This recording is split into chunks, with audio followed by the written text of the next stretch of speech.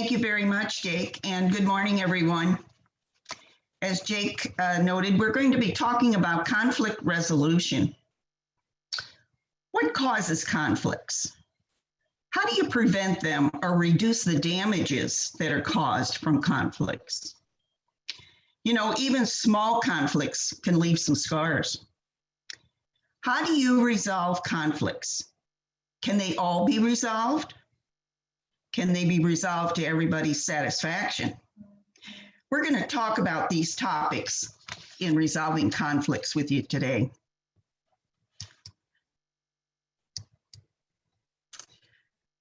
What is conflict? Well, it's a disagreement or a dispute. It could be a dispute or a disagreement with two individuals or maybe an entire team. And it usually involves a clash of interests, ideas, and personalities. You know, it's inevitable that there's going to be conflict because wherever there are people, whether they work together, live together, there's going to be occasional disagreements. That's because conflict is just a normal part of human life. If you've ever had teenagers in the house, you know what I'm talking about. People have different personalities, points of view, ideas, and these differences can cause clashes that can lead to conflict. Conflict can be between groups or it could be between individuals. It could be professional or it could be personal. It's not necessarily destructive, though. It's important to realize that sometimes conflict can be productive and it can lead to improved relationships and also innovative ideas. It all depends on how you deal with it. All conflicts can be resolved if you can just handle them properly.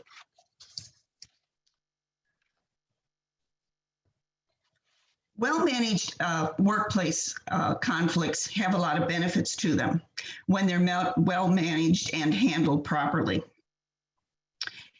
Healthy competition can enable participants to think out of the box and to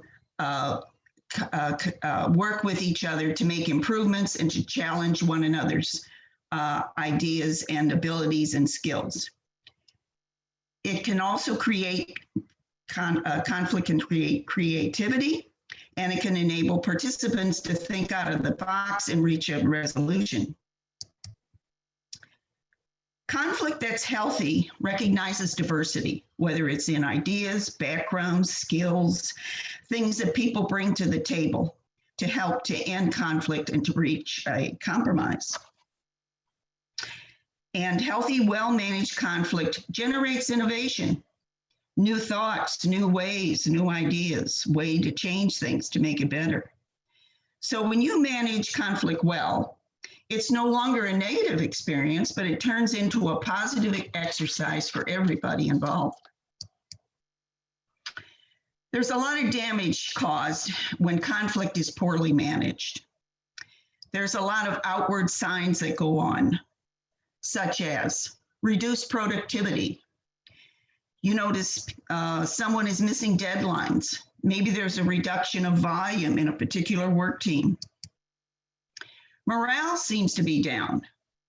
Body language tells you a lot about that. People don't look enthused. They're not engaged.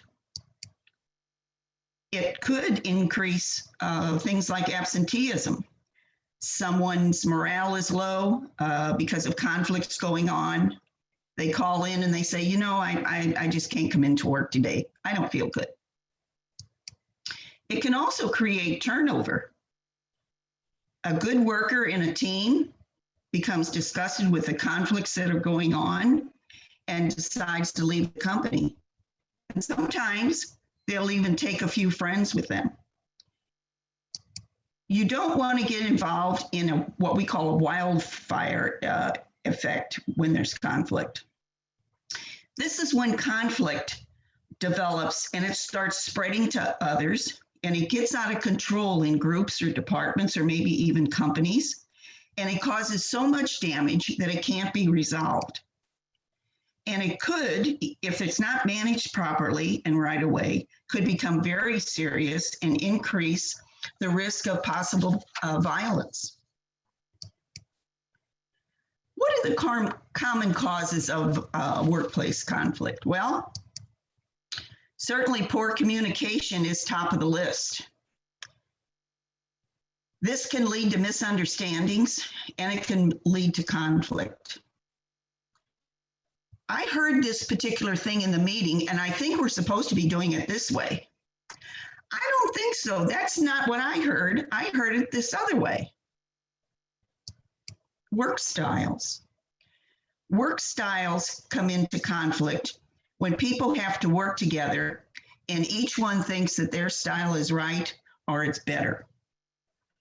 You'll have one particular person in a team who jumps in, tackles everything right away at super speed. And then you've got someone else in the team who is slow.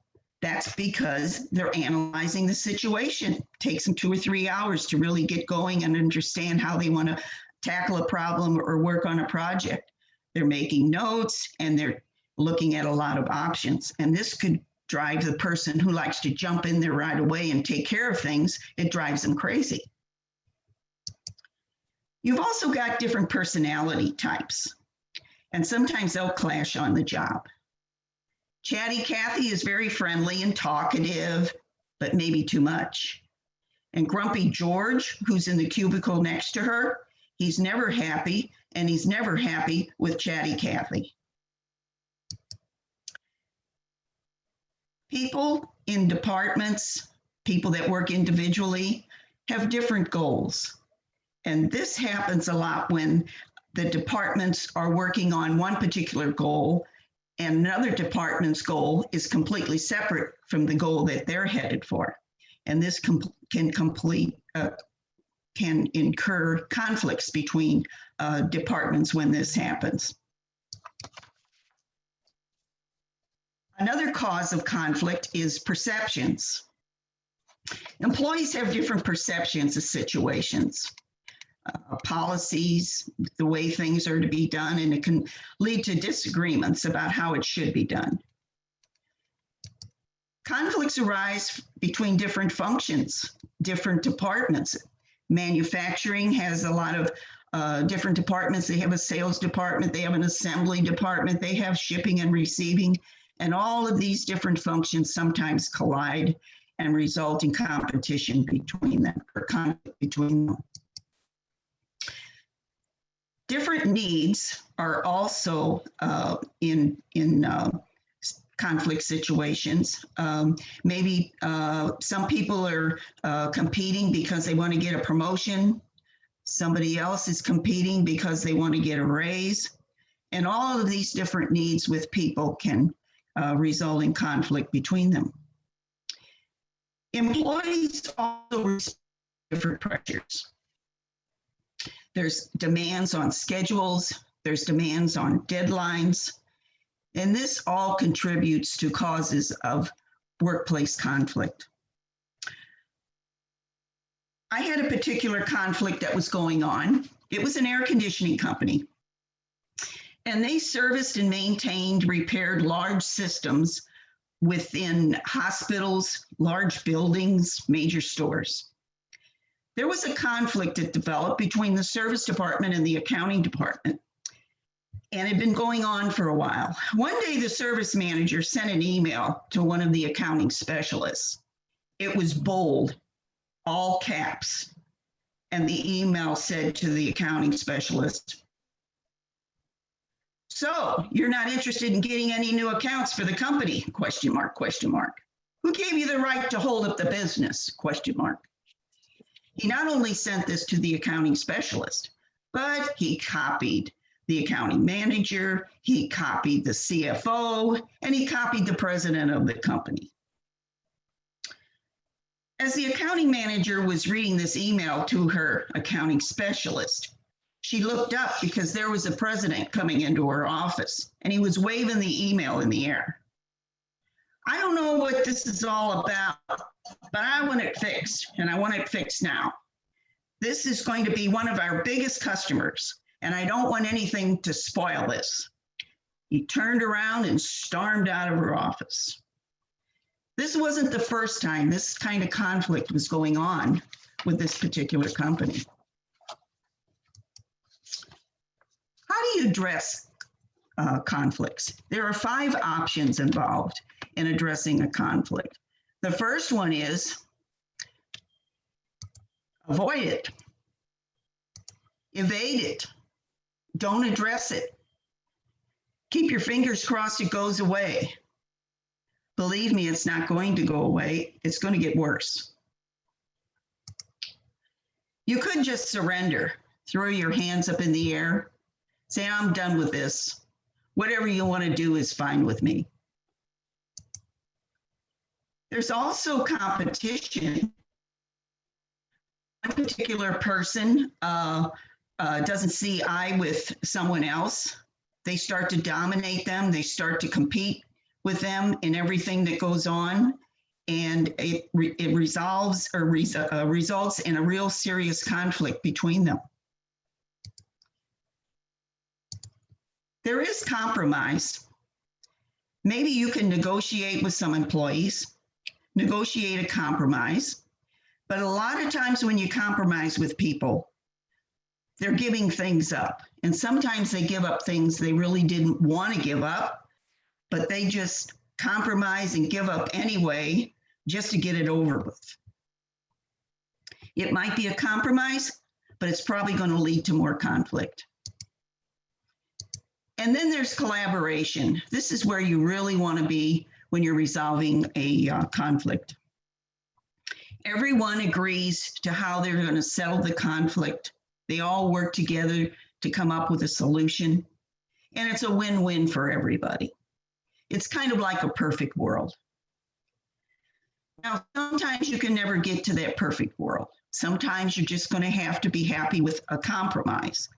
And in that situation, it's going to require a lot of monitoring on your part to be sure that the compromise doesn't fall apart and you're back to conflict again. Here is a checklist for you if you'd like to make some notes. This is a checklist for you to use when you're going to be sitting down to resolve a conflict. The first one is, who's involved in the conflict? Find out the people that are involved. There may be other people that you're not even aware of, but in talking to people, you find out there's more involved in this conflict than you thought. What are the circumstances in this conflict? What's the underlying struggle that's going on with these two people or within a department? Sometimes people don't even know what the conflict is. They just know there's conflict going on. Could just be a difference of opinion, or it could be something very serious and an undercurrent going on there. Why is this conflict occurring? What's causing this conflict? Why is it even there? And finally, pardon me.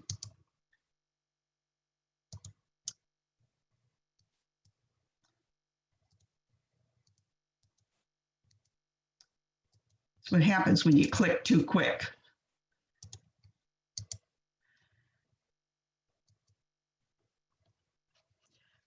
Finally, we're going to talk about I'm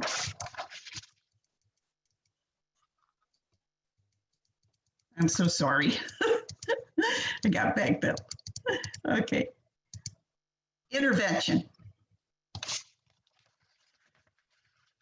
Individuals need the conflict resolved, but when do you intervene? When you first see it happening, or you have to maybe keep an eye on it to try to get a sense of exactly where this is coming from and who's involved? It's important that you intervene as soon as possible, but keep an eye, because once in a while, if it's between individuals, sometimes they're able to work it out themselves. What are the consequences going on because of this conflict? Who's being affected by it? What is happening? Is there a lot of turnover? Are there a lot of arguments? Are people quitting and taking friends with them, as we talked about before? Is the work not getting done? And how serious is this? Who should you be consulting with when you're assessing conflict? You should be talking to the individuals that you know are involved.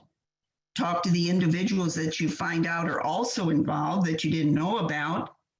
Maybe some people that are witnessing it, people that have been damaged by it. Maybe you should consult with human resources. Maybe you need to consult with outside people or even legal counsel, depending on how serious the conflict could be. And what are your options as far as a solution to come to the resolution of the conflict? Finding solutions, there can be a myriad of them. A lot of times you'll list out your solutions and come up with a final one. Sometimes you'll have 2 or 3 solutions to the situation. It just depends on what the conflict is all about. In the conflict that was going on at that air conditioning company I was talking about,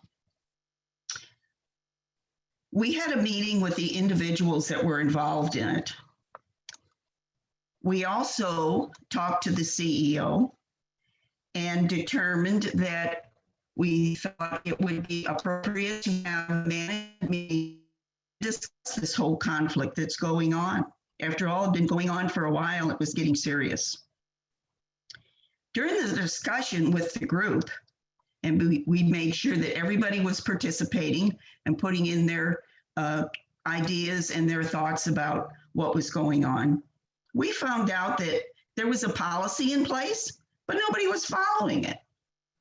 And the poor accounting specialist, she was very confused about her job and she wasn't quite sure what the procedures were, and she was doing the best she could. The service manager wasn't being told about this problem, and he also wasn't aware that the payment terms of service agreements had changed, which resulted in the accounting person making a decision. Come to find out, the sales department was also making exceptions with customers and not adhering to the company policies and procedures because they wanted the sale. All of this thrown into the mix was causing all of this conflict in the company. We did reach a consensus. We did solve it. They put a new policy in place. They defined the goals that the sales department was going to have, the accounting department was going to have. They defined procedures. They defined what kind of training was going to be going on with employees to be sure they knew all of the functions of the job. They got a commitment from each person on their team that they were going to adhere to the policies. They weren't going to run off and do their own thing. And when a conflict came up in the future, they'd have a meeting about it right away. The service manager agreed that he needed to apologize to the accounting specialist. And the president started attending management meetings, which he hadn't been doing. He had no idea what was going on because he never attended meetings. And it was important that he be in these meetings so that the employees knew what he was thinking and what he wanted as far as performance and sales and service from the various departments. So we did come to a nice collaboration and a result in that particular conflict. It's important that employees have some goals when they are going through conflict resolution. And it's important that you teach them about these goals. And one of them is they need to understand that they need to send clear messages. They need to think before they're speaking. Don't just blurt things out. Remember, there's other people in the audience, and just blurting some things out could be offensive or hurt other people in the group. Use first-person statements when you're talking about things in a conflict resolution meeting. I feel that maybe we should be looking at this. I don't quite understand what's going on here. Could somebody clarify for me? Rather than finger pointing, you said earlier on, I believe it was you that started the confrontation with her. Finger pointing does nothing but give people a feeling that they're being accused of things, and it has a very negative connotation to it. You want to practice when you have to give out a difficult message. You should be aware of people's feelings and what they're going to think about this message when they receive it. Delivering a message in as positive manner that you can with resolutions to it or suggestions to it for improvement is very, very helpful. These points are also helpful when you're doing performance reviews as well. You want to teach employees to send clear messages. Remind them that the old rule of honesty is the best policy still stands, especially when you're working with a conflict that you want to resolve. You want to use positive language. Leave the negatives out. You don't want responses to situations that you think maybe there's no way this is ever going to happen. You might think it, but you don't want to get negative in a conflict meeting. I don't agree with that. There's no way we could do that. Why would you think this is something that's going to work for all of us? Turns people off. You want to give information when you're talking. If there's a policy that everybody should be looking at, maybe they're not aware of it, information you've got regarding a product or maybe a process, something like that. It really helps bringing information to the group, especially so it helps when you're giving your opinion, you got an idea about something. You also want to teach employees to listen. Don't interrupt people when they're talking. Let them finish. There's a way to handle people who won't shut up. But if someone is involved in an explanation or giving their opinion about something, let them finish and don't interrupt. You always want to be receptive and to listen to people and hear what they have to say. And you want to watch your body language. When you sit there with your arms folded while someone is giving an explanation about something, what's that telling the person? You're not interested. You're cutting them off. You're just waiting for them to get over because you're not interested in what they're saying. You want to pay attention.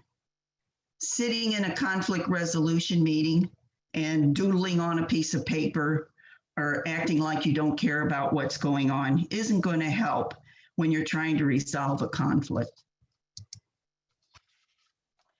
There are recurring conflicts that go on. A conflict happens, you think you address it, and then it's back again. You've got a customer service department, maybe there's 3 employees in there, and they all sit in their own cubicle. One particular customer service representative is really loud, and they put their phone on speaker so that they can hear the person better, they say. And it's very loud and disturbing to the other 2 customer service people, and it's driving them crazy. They talk to their manager about it, and the manager talks to the customer service person who's loud and asks them, please don't put your phone on speaker. It disrupts the department, and they can't hear when they're on the phone. Well, that's okay for a couple of weeks, and then the person starts over again. How do you address these recurring conflicts? First of all, you want to identify the participants. You've got these 3 customer service people. Speak to them individually and hear them out as to what their complaints are. Also talk to the person who's putting their phone on speaker. Bring the participants together and talk about it. Hey guys, we've got to get this settled. In the process of my talking with the customer service people who puts their phone on speaker and etc., one of the reasons the person is doing it is because while they're talking to customers, they're also on their computer trying to find the service agreement they've got or the sale or the purchase order or whatever that they're trying to help the person with. And so I put them on speaker because it's a lot easier.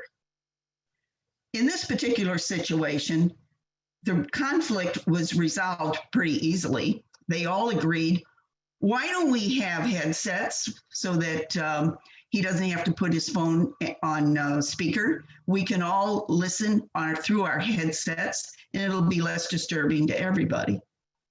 And that's how they resolved it. And they did it together as a team. The manager made sure that everybody understood what the plan of action was going to be. Sent an email out to all of them and said, here's how we're resolving our conflict.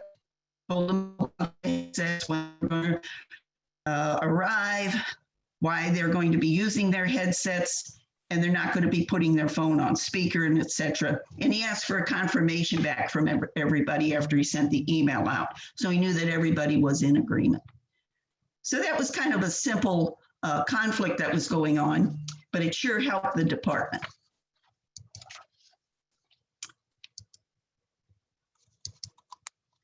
You notice that when they were going through this recurring conflict, they all recognized the signs of the conflict and what was going on. They broke the cycle. They stopped the employee from putting their phone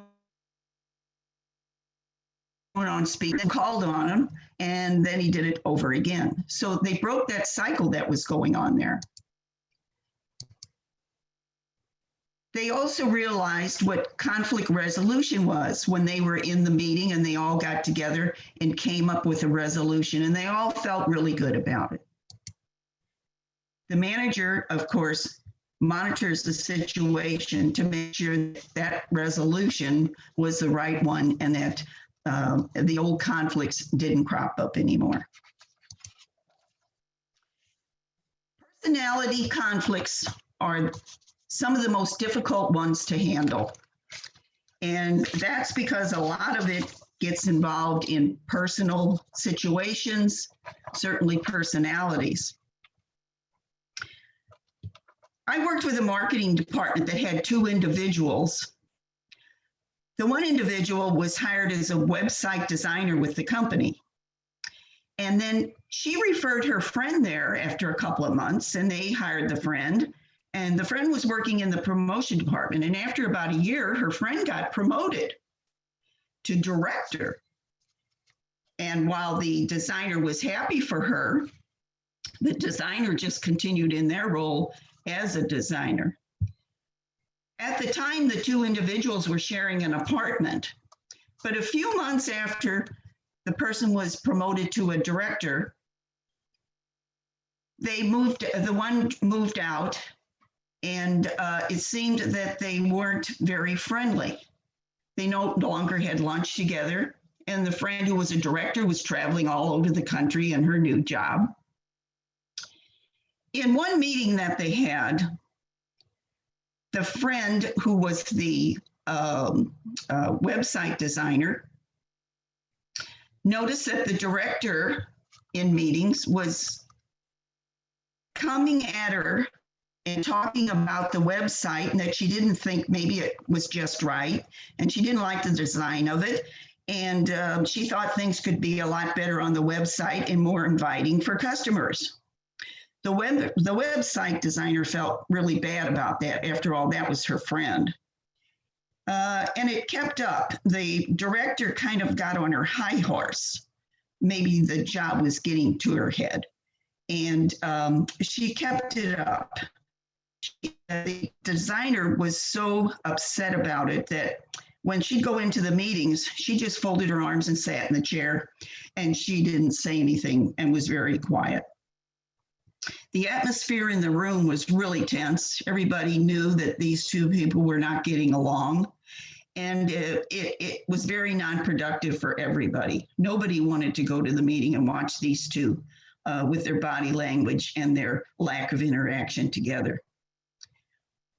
At one meeting, the vice president threw his hands up, ended the meeting, and that was it. And that's when he called us and asked for our help. He wanted to know what's going on with these two people. It's something that I just can't deal with, and I don't know what to do about it. They're both good employees, and I don't want to lose either one of them. Well, first of all, when we spoke with the individuals, we spoke to them to let them know that the company thought a lot about them, that they were valuable to the company. We also talked to them about how this was affecting their work and how it was affecting everybody in the company. We also talked to them and asked them if there was any way that they could work this out. As we talked to each one of them individually, they both admitted that they still liked their friend a lot, but they were just very irritated with each other. And the one designer in particular was irritated because she felt like the director had let this job go to her head and that she wasn't important to her anymore. So we put the two of them together and we talked it out. We asked them, how can we fix this between you? After all, you were good friends. And we got a commitment from them on how they were going to solve the situation. They talked to each other in the joint meeting. They decided that, yes, they did still want to be friends.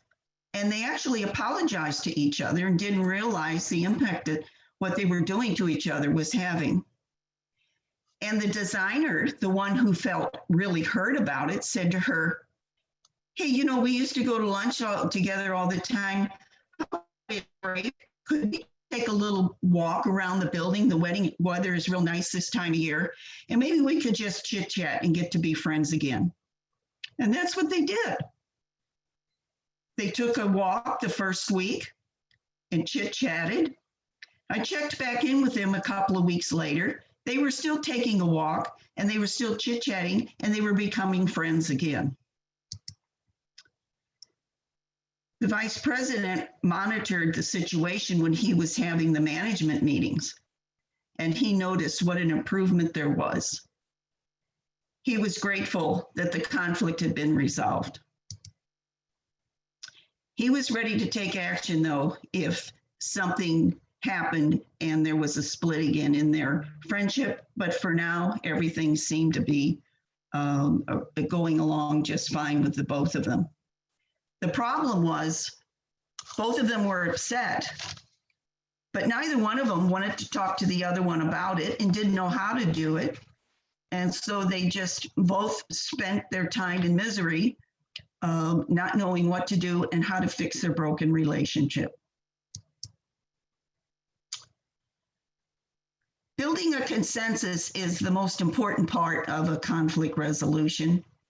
I'm going to talk about what it is and why it's important. Consensus is what you call a general agreement. And it reflects the group's solidarity in thinking and trying to come up with a solution to an issue. It has to be inclusive to reach a consensus. This group coming together, they have to acknowledge the views of everybody in the group. They also usually need to have a facilitator when the group is meeting to make sure that they're following the rules, that they're coming up with ideas and letting everybody participate.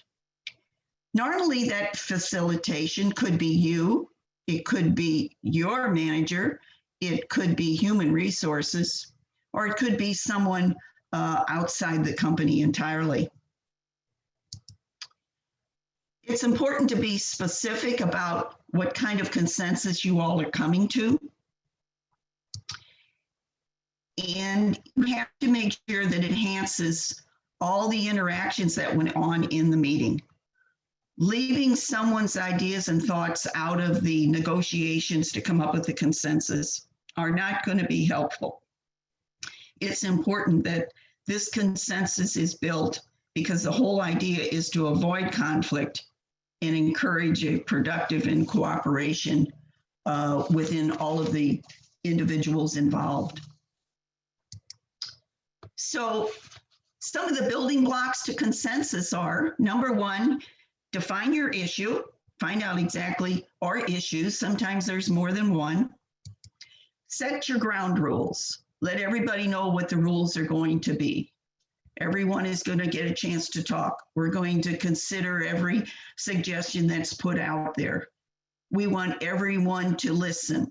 We want everyone to understand where people are coming from, and if not, ask questions about how they came up with that idea. Everyone's input is important. If you see someone that's not putting in input, try to draw them out. Maybe they're afraid to suggest what they have on their mind because they're going to think, well, that was a stupid idea. So draw people in if you don't get input from them. You need to reach that agreement. You need to reach that consensus. And always summarize what the consensus is of the group so that everyone understands what everybody agreed to. When they leave the room, everyone should be in agreement as to what the consensus is. And when the information comes back to them, they say, yep, that's what we agreed on, and I like it. If for some reason there's a dispute going on into what they summarized, go back to the meeting, find out what the problem is. There are some mistakes, of course, when you're going to reach a consensus. The first one is not defining the issues, leaving issues out. Well, we're not going to talk about that right now. Let's just deal with this issue over here. Leaving stuff out is just going to leave the conflict there, dealing with the other issues. If you don't establish rules, people are going to do their own thing, so to speak. Establishing rules is important. You always need guidelines to keep people focused and understanding where their goal is. Not including everyone's viewpoint creates animosity in the group, and you're not getting everybody's ideas. You don't want to bargain with dissenters. There's usually always one or two people who they're tough to get them to understand and to buy in and to not participate, but also they got their own idea and they won't change. They're stalwart in what they think and what they feel, and they're not going to deviate from it. When you bargain with these people, the rest of the group says, oh, sure, we're going to have to, throw his ideas in there just because he's stubborn about it and doesn't see our side of it. So you have all these interactions that go on in these types of consensus meetings that you're going to have. Don't push your own agenda. You already know what you have in your mind and how this whole thing should go. So when you come into the meeting, you're pushing everybody to take your idea. When you go into these sessions, have an open mind, just like you want the rest of your group to have. Yeah, you've got your agenda and you can bring it forward, but maybe it won't be accepted by the group. Find out why not. But coming in there and pushing your own agenda does nothing but shut people down. I know this sounds like a lot of information and a lot of work. Sometimes it is. Sometimes you'll have 3, 4, 5 meetings, maybe depending on the seriousness of the conflict, how many people are involved. Sometimes it takes time. But when you keep working at it, you keep people engaged, you communicate with people, and you work on some of these tips that we've given you today. Conflict resolution can actually be a rewarding and a very good experience for you because when people come to collaboration and a consensus, you feel really good about it. I know I do. So start small if you're going to engage in conflict resolutions, just to see how it goes and how it works. And after you've had your first win-win situation with people, that'll encourage you to go on with other conflict resolutions. Remember, we're always here to help you when you've got conflicts going on and you don't know what to do about it. We're here to help you. Just give us a call, and we'd be happy to provide you the help to get that conflict resolved. Thank you.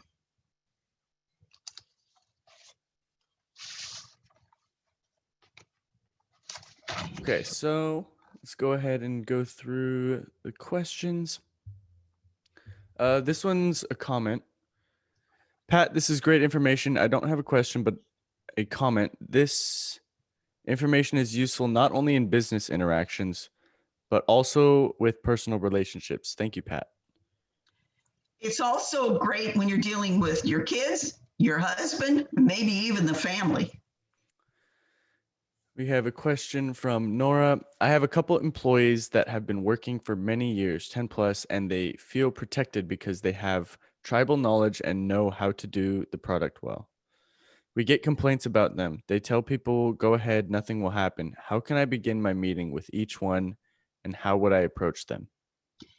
The way I would approach it is, first of all, I would talk to them about their background. How did they get all these skills? How did they get all of this knowledge? I would talk to them to let them know that they are appreciated. The work they do is important.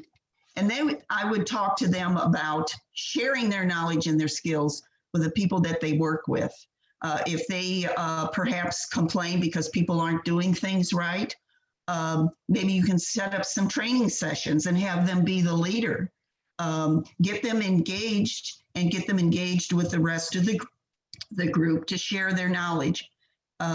And hopefully they will feel good that they have shared their knowledge and their skills with others, rather than just keeping it inward and being a know-it-all and not letting others benefit from their knowledge and skills.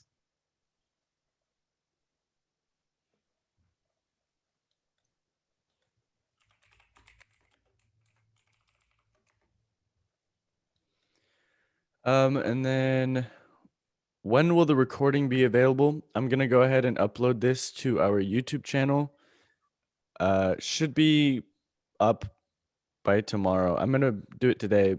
So we'll have the link ready by tomorrow.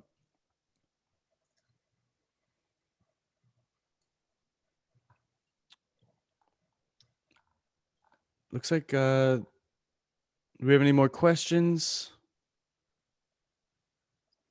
Oh, could Pat please answer the second part of Nora's question? How can I begin my meeting with each one, and how would I approach them? Oh, I'm sorry. When you begin the meeting with the employee, of course, you introduce yourself, and you want to be honest with them. You want to explain to them that you want to talk to them about some conflict that appears to be going on within their department and with others in the department. And they may not be aware of the conflict, but first thing we'd like to do is to talk about it and to find out where they are and what they feel that their input is regarding what these other people are experiencing from the way that they communicate with them, interact with them, that sort of thing. But being honest with them up front and letting them know that your role is to help to resolve some of the conflicts, some of the concerns that others have. And we want to have a positive result, but we need your input and we need your help to do it. A lot of times when you talk to people about helping and giving assistance, most people want to do that. They want to help. They want to be part of the solution.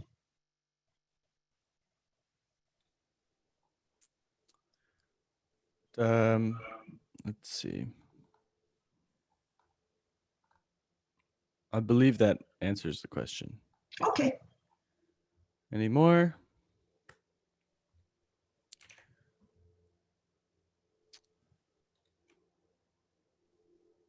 Okay, great. Well, I'm going to go ahead and upload this to our YouTube channel. If you have any questions, go ahead and email it to info@calworksafetyhr.com for the slides and for the YouTube link. Thank you all for attending. Have a good rest of your day. Thank you, Jake.